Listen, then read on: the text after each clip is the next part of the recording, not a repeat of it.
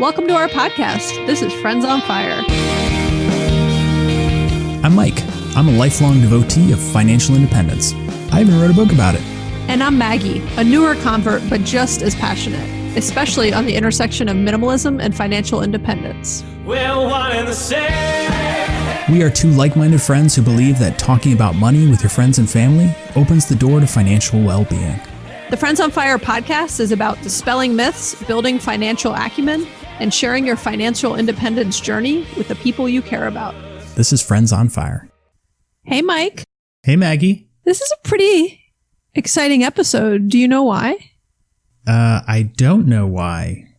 This is our last episode of 2020, which is our first year ever podcasting. So I feel like it's kind of, monumental or significant. What's the word? It's a milestone of ours. Yes. So how many episodes is this going to be? Oh, geez. Hold on. I want to say 77. It is 77. I have something up on my board. Yep. It is number 77. So 77 episodes. With a goal of 52. Yeah. Next year, we'll probably get closer to 52.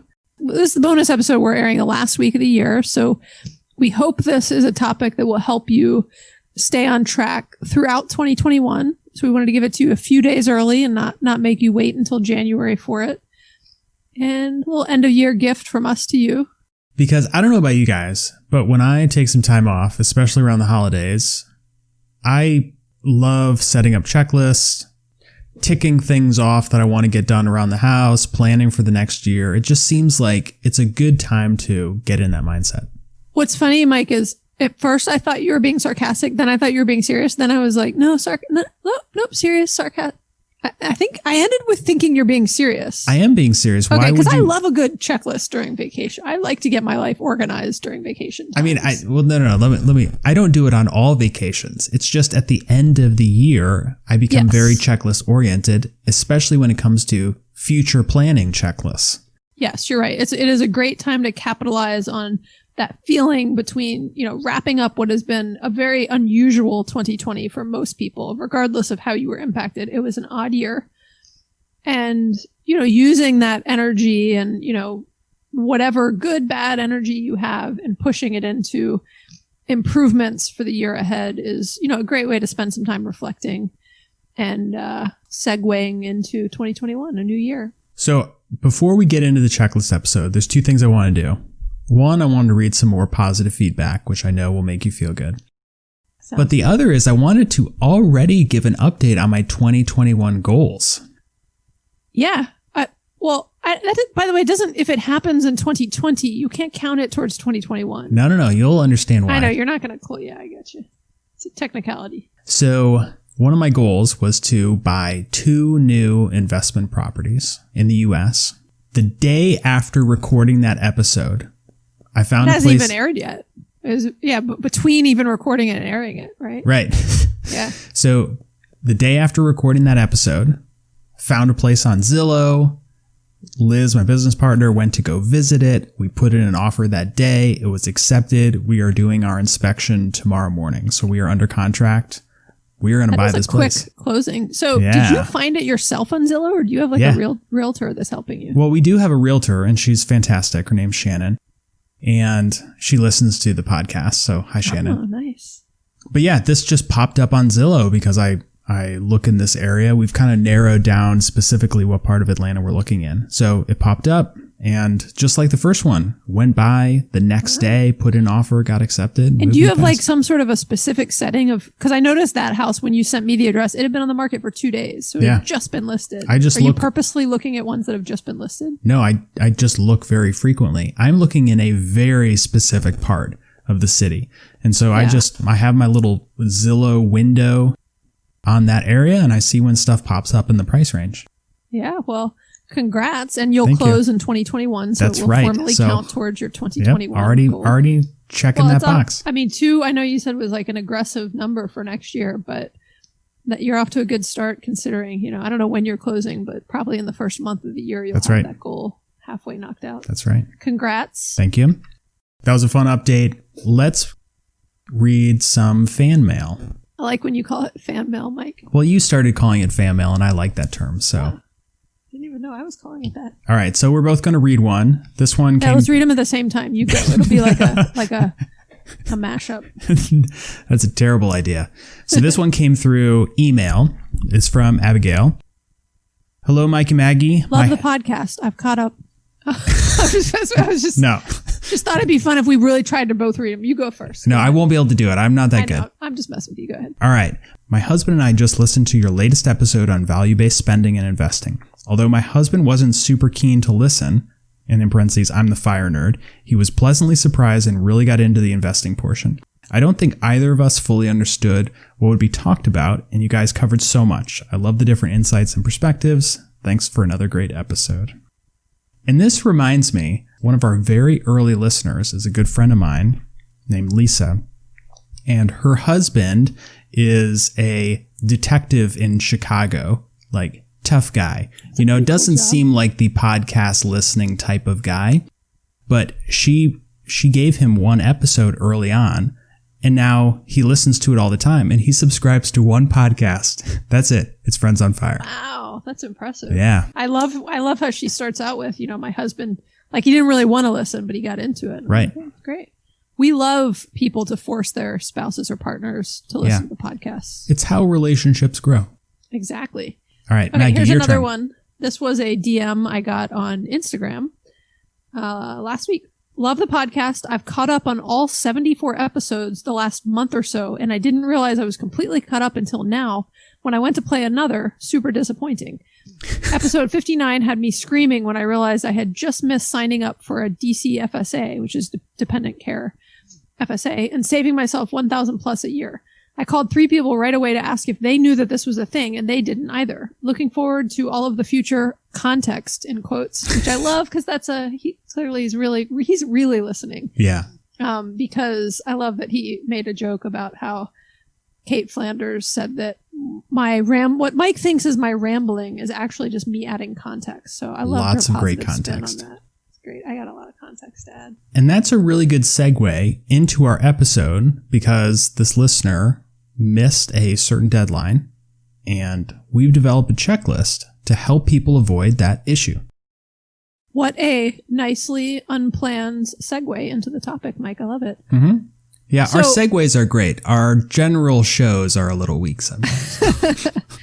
So I am a big fan of checklists. And when Mike and I were talking about the idea of creating this checklist a few months ago, I kept equating it to a home maintenance checklist. It was like, look, there's all this stuff you're supposed to do around your house.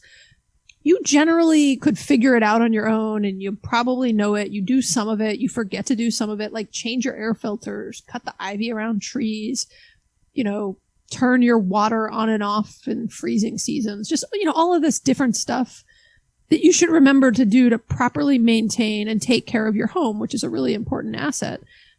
And there's all of these different things that you should do with your personal finances to take care of things. Some monthly, some once a year, some quarterly, whatever it might be. And it's hard to remember and keep up with it, right? Like there's things that I'll be talking about with Mike and I'm like, oh, geez, I've not done this, or I forgot to, think about this in the right timing. And so we were hoping that the idea of creating a financial checklist for your whole year, right? We're focusing this one around 2021, but you could do this you could listen to this for any future year. And the checklist should be helpful and we can update it in future years. But the idea is this is a checklist. You can then take it and customize it for your own personal needs and goals. This is built in Excel or Google Sheets, whichever program you want to open it in. And there's, a lot of things in this checklist. Gosh, how many things are there, Mike? 70 plus items on this checklist organized by different categories. 50% of them may apply to you, 50% may not. It is incredibly thorough. And so the idea is go through it, delete the ones that don't apply to you. So if you have a 403B and you don't have a 401k, delete the 401k line item and keep the 403B line item. If there's something unique you have where like you owe your mother-in-law money and you want to remember to pay that, whatever it might be, add in a custom row yourself and customize it for your own personal needs, but spend a little bit of time going through it in advance and thinking like, do these things apply to me? Which ones don't? Get rid of them. And then, add a few custom things if you need to. So we're going to walk through this checklist at a high level and share some thought starters and recommendation for each of the categories in the list. Most of the specifics are going to be self-explanatory in the descriptions. And in many cases, we have full episodes dedicated to those topics. So we encourage you to go look back and find more information about things that you're unsure about. Also, there's going to be 2 blank rows in each category where you can put in your own goals. And we encourage you to do that. Like, think outside the box a little bit and make sure that this is specific for your life, because only then is it going to be valuable. Yeah. So like Mike said, we actually, for each to-do item where we have a related episode, we've included our episode number. So you can go to, just a quick reference to go listen to more details and maybe get some inspiration on that particular topic. But what I actually thought was kind of fun, Mike, was in doing the checklist and putting in our episodes that would be helpful. It was kind of a fun gap of like episodes we've talked about doing that we just haven't done yet. Mm-hmm. So like, I really want to do an episode on like life insurance and financial planners and, a bunch of other topics. And it was kind of a fun inventory for us of where we have topics and then where we will start to maybe focus some of our empty ones that we don't have shows recorded on. We'll try to do some of those. And we will update the tracker. Yeah, we'll try to do some of those throughout the first few months of 2021. I remember what year we're going into. So one thing that I feel is worth sharing, when you first look at the tracker, it's going to seem a little overwhelming. There is just a ton of things that you need to be mindful of. And I feel you. I think everybody can share in some of the annoyance when, you go to the car dealer and they're like, we need you to bring your car in 4 times a year and you need to do this and this. And it's only, like an hour a month. And then you go to the dentist and they're like, we need you to come in every 6 months. And then all of a sudden you have 25 different organizations telling you all these things you need to do. And it's just overwhelming. So you don't have to do all of this. But what I would say is that if you want to make a change in your life financially, if this is an area you want to improve, you really do need to do all of this stuff at least once and get yourself on the right track. You won't, as you become better at it, as you become more skilled and more mindful, you won't need to do all of these things all of the time, but give it a good shot at first, because only then are you going to be able to make a big change. Yeah, I think that's a great point. And just to clarify, this is a checklist. So it's items to remember to do. It doesn't have every single thing you need, every detail you need on that thing. And it's not necessarily where you want to track, your net worth tracker is a different document and all that. But it's meant to be a checklist. And to Mike's point, don't let it overwhelm you. Go through it, make a quick decision of if that thing applies to you or not. And actually, though it could be overwhelming, we created this to actually remove some of the thought and overwhelm from it so that you don't go into a year thinking, what are all the things I'm supposed to do? And I'm just going to kind of like, I'll deal with that later. I'll figure it out in 3 months. It's a really thorough list that you can go through and will take the heavy thinking and lifting off of your plate. And you can just quickly look at it and think, which ones apply to me and which don't. And then, create your financial plans and goals for the year, maybe based on where you have some goals. So if you get into it and realize, I don't have life insurance, I really want that to be one of my to-dos in 2021. This can be a great, prompt to remind you of some of the areas that you might want to lean a little bit more into versus other areas where you're feeling really good about things. So, okay. So before we jump into the checklist, let's just let you guys know where it's available. So you can download the template for free from our website. So just go to the page for this show and it'll explain to you how to access it and how to get it. But it's a free download. And then the other option is we also are putting it on our Etsy store. So it'll be available there forever for $3, which is how much all of our templates are. So you can get it either way. So feel free to come and get it for free from the website. You're also welcome to get it from Etsy if you prefer. Should we jump in? Let's do it. All right. First category, financial management and organization. This one is my absolute favorite. It is the most important to me. I cannot harp on this stuff enough. It can be summarized basically as set your goals. So listen to our previous episode, set your goals, track your expenses, track your net worth. Everything you're going to be doing in the rest of this list and this checklist is going to ladder up to tracking your overall performance. Yeah. Can't emphasize enough the track your expenses, track your net worth. It's been incredibly powerful for my family. Something I did not do consistently until I met you, Mike. And if you are tracking your net worth and you are keeping track of all these other things and making changes in a bunch of different categories of your finances, you're going to be able to see dramatic improvement, and that will keep you motivated. Then we got, there's fun things mixed into the checklist also, which is things like celebrate your financial wins as you make progress. So reminding you to celebrate the wins. The next category is retirement. So this is stuff like giving to your 401k, maxing it out if you can, which we do a whole episode on, or your 403b, maxing out your IRA or a Roth IRA, depending on which one you do. And again, we put in terminology like max it out, because that is our end goal.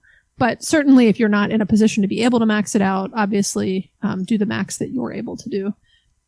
And then these are the sorts of things where I think a checklist is really helpful. So I do a backdoor Roth IRA rollover every year. And most years I'm like, I will get at different points throughout the year and I can't remember if I've already done it or not. And so that's to me where this is a really helpful tool is I can check off and be like, oh, I did it in March. I maxed out my IRA all in 1 month, which I typically do. I put the full amount in. And then I did the backdoor Roth IRA rollover, and that's been done for the year, and I can mark it and remember. And then when it's when it's August or December, like it is now, and I can't remember, I'm getting to the deadline. I can't remember if I've already done it. I can see, I did it in March. That's perfect. Maggie, you're talking about the tax deferred or tax-free retirement savings account. You are also going to have, hopefully, savings accounts and investment accounts, which you need to manage. So yep. A few highlights out of this category. Just reminders to keep your money working by investing it in your brokerage account. Reminders about building an emergency fund or growing an emergency fund. And then some other things like putting money into a 529 college savings program for your kids. Yep, and that's a good example, Mike, of topics where it reminds me, hey, we should do an episode on college savings and 529s and whether you should super fund your 529 or not. So we'll definitely do some of those episodes in 2021. I thought we did an episode about college. Did we do a couple of them? We did actually, you're right. We didn't do an... It wasn't just about 529s, but we talked about... It wasn't about savings for college. It was more... I don't remember what it was about. Man, we have done a lot of episodes. Yeah, I know. Honestly, with 70 plus episodes, it's sad that I can't remember. I have to go back and look. Yeah, I don't remember a single number. I barely remember the stuff we did in the first half of the year. It's been a long year. So the next category, speaking of episode topics we don't cover a lot, this reminded me how much we don't talk about this, is debt. So we do not talk about debt a lot because we have aggressively paid off all of our debt and or heavily avoided ever getting into debt in the first place because we have lived below our means for our entire lives. So, but the reality is most people are in debt just based on the statistics that are out there. And so we've got a whole section on debt in terms of, creating a plan for how you're going to pay off your debt, paying extra towards your mortgage if you can, paying off credit card debt, student loan debt, et cetera, and kind of, having a plan for what your debt is and what debt you want to pay off each month is, other reminders in the tracker. Another category is going to be employee benefits. In most cases, your 401k and retirement accounts are going to be through your employer, but there's going to be a whole host of other things that are going to be available to you. And like, who was the listener who... Kyle, the one we just read at the beginning, yes. Who said he didn't even know about dependent care exactly. FSAs. This is a good all employers are going to be sending out communications during their enrollment periods. And so we're going to have some reminders on this. Things like research and enroll in your available plans, but also like adjusting your contributions and monitoring your usage, your utilization, your contributions to these plans throughout the year. Most are set it and forget it, but some of them you should stay on top of.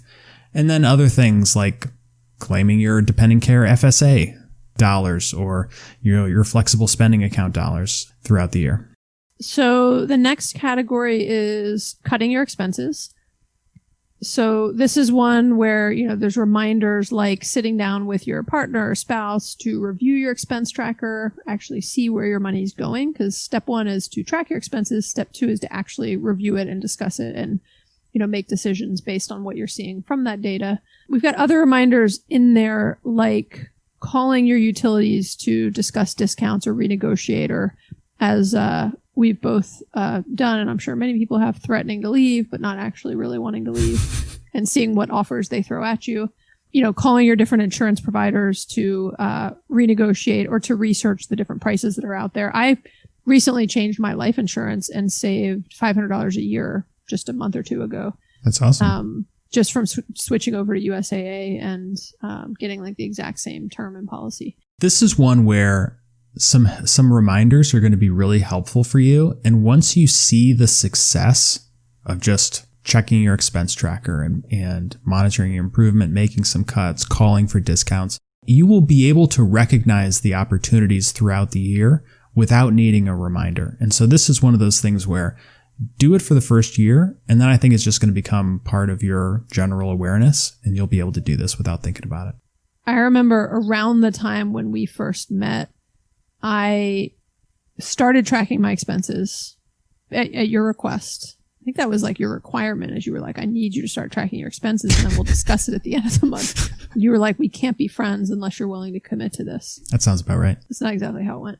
But I logged it. So I have some notes where I had logged in the same month I canceled Netflix temporarily because we had some other streaming things we were focused on. I canceled 2 Audible memberships, mine and my husband's, and we started using Libby. We canceled DirecTV Now, our cable provider. And then we canceled our pest control service.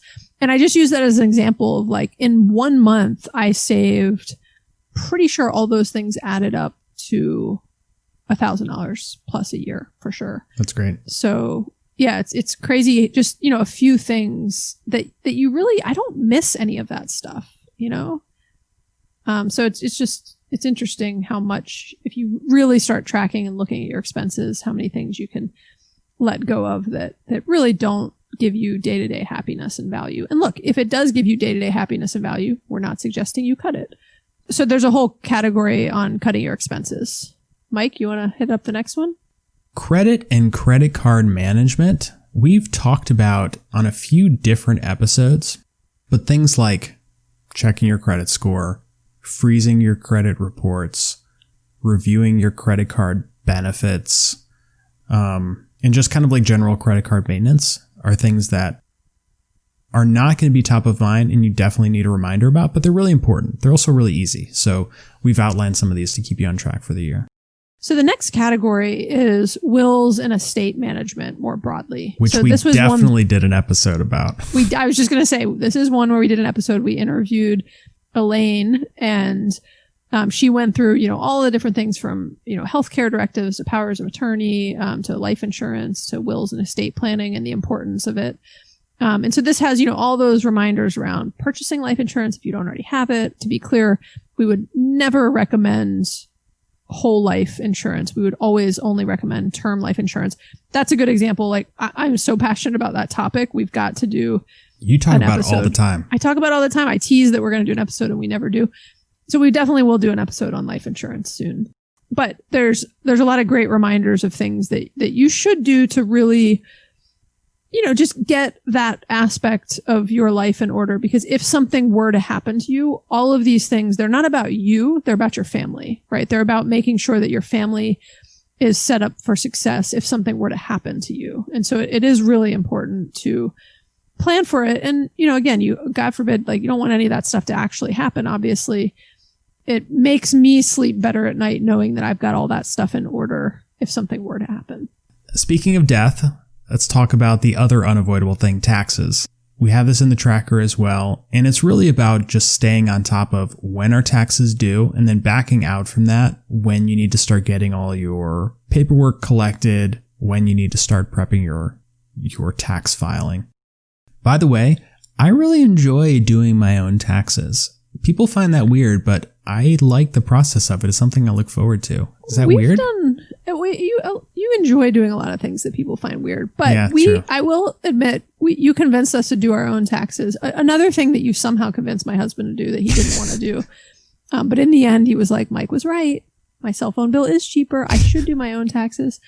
I think he enjoyed the process because it did make us understand a lot of things that we had kind of gotten far away from in the last few years of just really not knowing where things were going or how we were being taxed.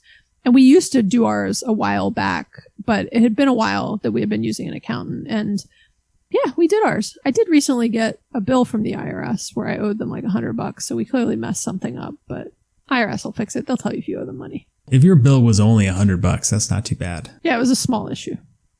So our last section of the checklist, which is one of the most important, is giving and giving away.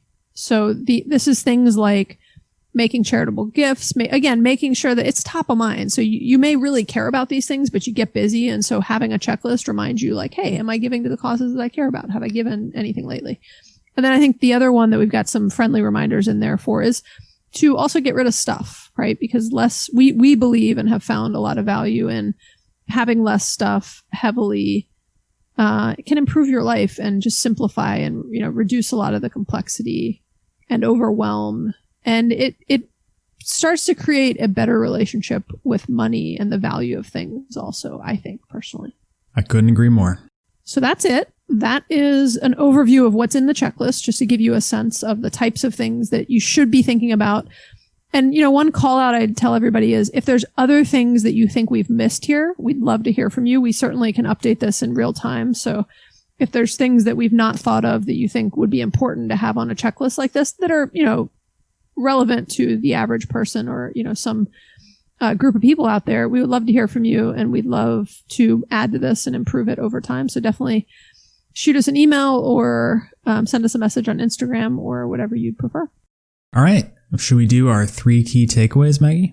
Let's do it. Number 1 is download and use this checklist. It is actually helpful. And we put a lot of time into it, so it'll make us feel good. Yeah. Number 2, make the important financial responsibilities part of your routine. When they become habitual, it won't seem like work. And I know this might seem a little daunting, but I promise it will get easier if you do feel that way. Love it. Number 3 is keep at it and celebrate your successes throughout the year. We even have some reminders in the checklist to celebrate your successes because, like Mike said, this could feel daunting to many of you. And you got to take some time to celebrate the wins. It'll keep you pumped up and going throughout the year. But don't celebrate by spending too much money because that is not what we are about. I was just reading this book that was talking about these studies that people, when they start eating healthier, when they start working out more, they actually start eating more unhealthy because they now feel like they can. And so it was funny. It was just the way that your mind works, that you make these concessions where you think, oh, I'm working out a bunch now. And so now I can go splurge and, eat Yumby, which is what I had for dinner tonight. It was delicious. But that's a really great point you make about finances, because you really do have to be careful. Like the way we've talked about this on, I don't remember on what show we were talking about it on, but the way you reward yourself when you're doing good financially is not to go blow a bunch of money, right? That's Right. counterintuitive. And so, be careful. There are little things you can do, reward yourself with something tiny. Don't go crazy, or it literally defeats the purpose of all those wins that you just accomplished. We haven't done a Mike's Minute on the mic in a while, Maggie. I know. Well, we've had some interviews and I've sort of though we've had 77 episodes this year, I can't say we've had 77 Mike's Minute on the mics. We've had a lot of them. Yeah. Okay, you ready? I got one. Yeah, let's do it.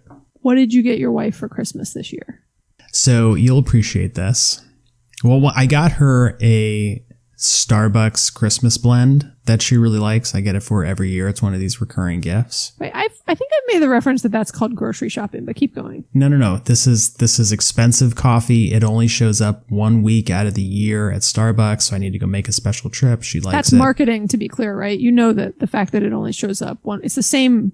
It's like really similar to the beans they sell all year. They just told you it's their Christmas blend. Maggie, don't criticize my Mike's Minute on the mic answer. What'd you get? But then the second one, this is the first time I've done this, but I think you'll appreciate this. I actually made like a elaborate coupon book. Wow. And it has like 50 things in it.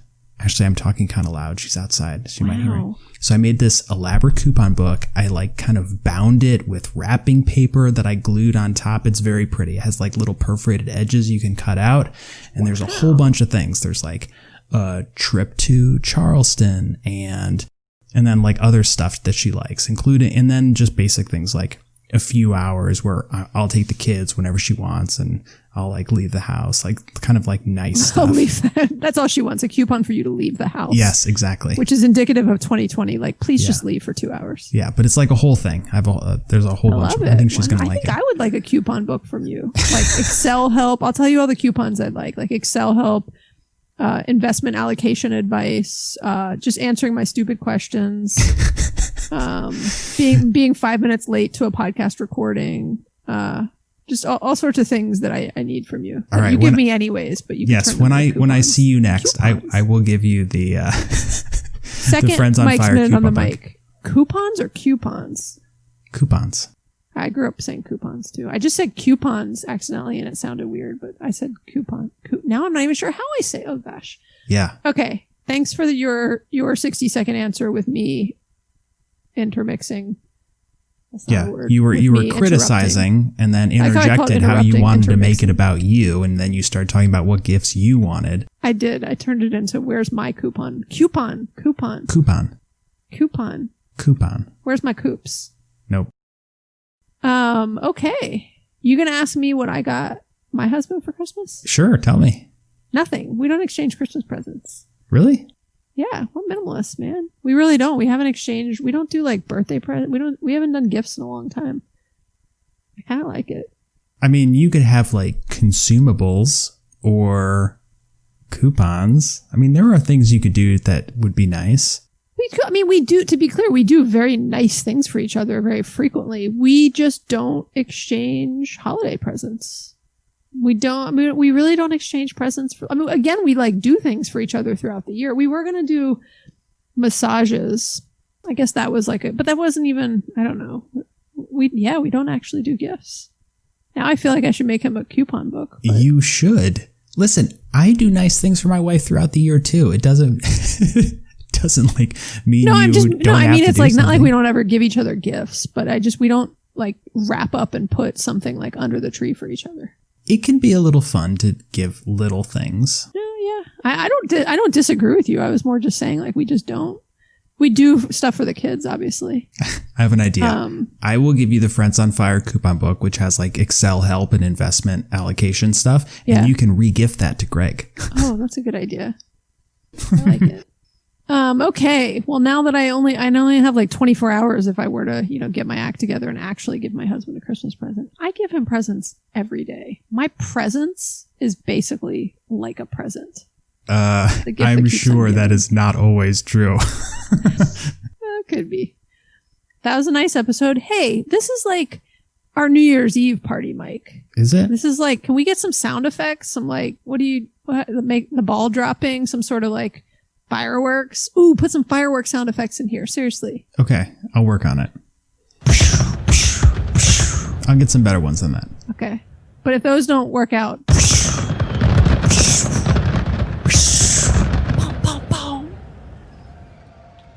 It's been a great 2020, Mike. Yes, it has. And I am really proud of what we have done together. And I am most proud every time I hear a story from somebody who listens and appreciates and finds value in what we're talking about, and it is helpful in their lives and it puts them on a better financial journey and trajectory. That makes me so happy. I've tried to explain it before. I cannot do justice explaining it, but it is incredibly rewarding, and it's why we do this. I know how you feel. Feel the same way. Okay. So happy New Year, everyone. Goodbye, 2020. Hello, 2021. And we'll be here in 2021, still doing weekly episodes. And as usual, we would love your feedback. If you've been challenged or inspired by anything you have heard on the show, please rate and review the show. Actually, if you want to give us a holiday present, go leave us a review on Apple Podcasts. I think that's like one of the only places you can leave reviews. it really helps other people to find us. And we love receiving the feedback also. You can also subscribe to make sure that you never miss an episode. And if you have any general thoughts or questions, we would love to hear from you. And you can leave us a voicemail or text us at 404-981-3370, or you can always hit us up on Instagram or Facebook. All right, Maggie. Happy New Year.